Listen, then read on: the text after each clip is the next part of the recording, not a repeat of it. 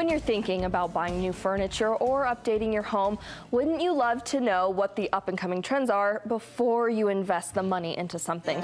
Well, today we are getting an inside peek at the recent spring design market where all of the hottest trends are forecast for the year. Welcome back. I'm Haley Smith, substituting for Brooke Walker, and I'm here with Studio 5 design contributor Lauren Oviatt. Now, you are our go-to gal for always keeping us in the loop when it comes to design trends and things to do in our homes. So first, let's talk about what this market is and what it was like to be there. Well, it's incredible. I mean, we go to High Point, North Carolina every 6 months, April and October, and they send you a directory of exhibitors, and it's like a phone book. I mean, it has its own bag. So for 5 days, we walk the city and all these showrooms, and it's just incredible. Every trend, every accessory, lamp, pillow, casegoods, upholstered sofa, anything you can imagine that you would put in your home, vendors are showcasing at market. So it's just really inspiring. It's exhausting. We come home just tired, but it is really a thrill to be there. Now, with all of that stuff there, I mean, is it easy to be able to pick out and see things, oh yeah, this is going to be a big trend, or is it difficult when you're involved with all of that? You know, it's overwhelming, but I think because we've been going so long, we can see what's on its way out and what vendors are really bringing in more of. So it's really fascinating for us because a lot of these showrooms will really go all out. They don't just have a lineup of chairs that they're selling you. They have full displays of living rooms and kitchens and bedrooms to really bring those trends together. So I love to be there to be inspired by what's coming up. Okay, so you brought back with you 6 trends that you just see are the big thing. Let's start with number 1. Yeah, so the first thing I really noticed right off the bat was this real polarizing pull toward overly masculine or really super feminine rooms. So things that are, like I said, top to bottom, lots of that soft color or dramatic black walls, dark walls, and a real pull toward this masculine style, which is so interesting. We've seen sort of this approach of like maybe hits here and there, but this was really polarizing. So interesting. So, I mean, in Utah, we don't do a lot of these soft, really feminine rooms, but can't you appreciate that? I mean, the way that these rooms are done is so beautiful.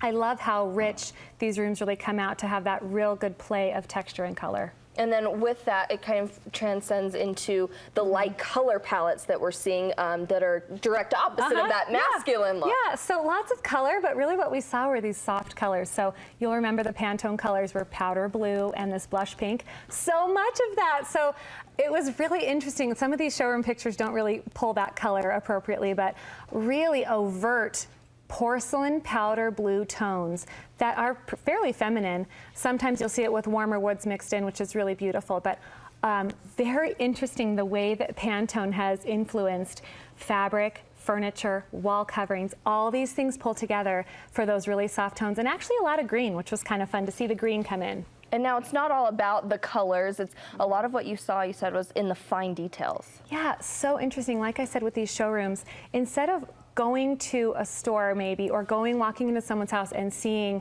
things all from the same collection, I saw a real eclectic mix of things. So stacking art, but putting things together that you may not think really go together. So mixing texture and fabric and color. And when it comes to case goods, which are your wood pieces like nightstands and dressers, mixing those things. So little drink tables, your nightstands might be mixed matched. So a real eclectic way of styling, which for me is so beautiful because for my clients, it sort of creates a room that feels like it's grown over time.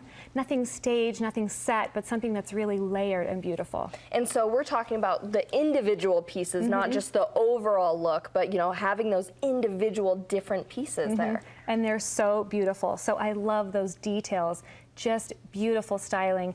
And again, mixing metals, mixing fabrics, different play on glass and texture, but beautiful elements of design being used here. Yeah, and you can see in those pictures it comes together so well.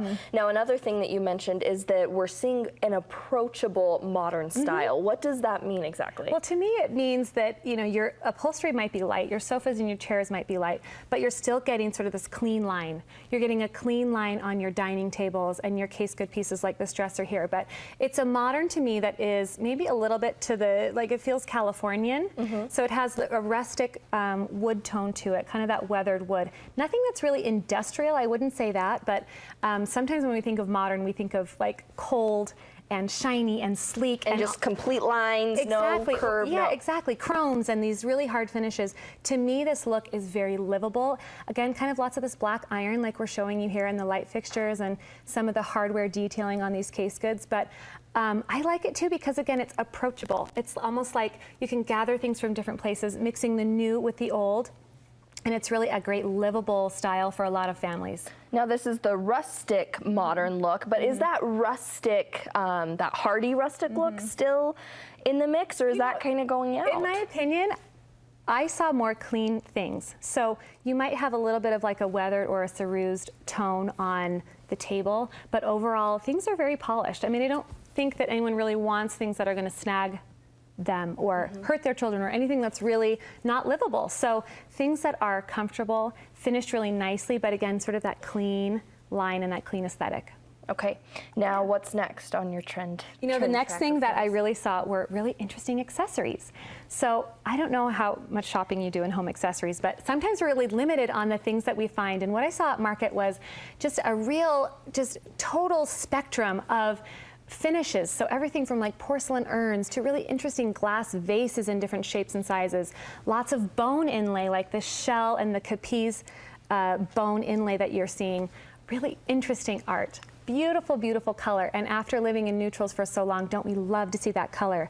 Still a lot of like wood accessories, which are interesting. But as you can see in some of these pictures, a big range of finish being used, leather being applied to lamps, bone inlay, all these really interesting textures. And like I said, it makes things feel curated and really, really beautiful. It does. In all of these pictures, you see certain items and you think they wouldn't go together, and then you put them all together and it's beautiful. Now, what about European-inspired pieces? Yeah, Did you find a big following for that? We did. We saw a lot of European. And again, it's not this heavy, dark European, like too English, but a little bit more to the French. You're seeing some of the details here with the campaign dresser and some of these really beautiful sort of fine details. And I think that's what calls out that French style, is some of these clean tapered pieces like the bed and some of these beautiful notched corners that we're showing you and some things. But what's so great about European is that it's historical. So some part of European is always going to be in style, which for me is really wonderful because I can say to my clients, if that's what you truly love, that's what we should do. I think our firm is so special because we don't have a specific trend we push.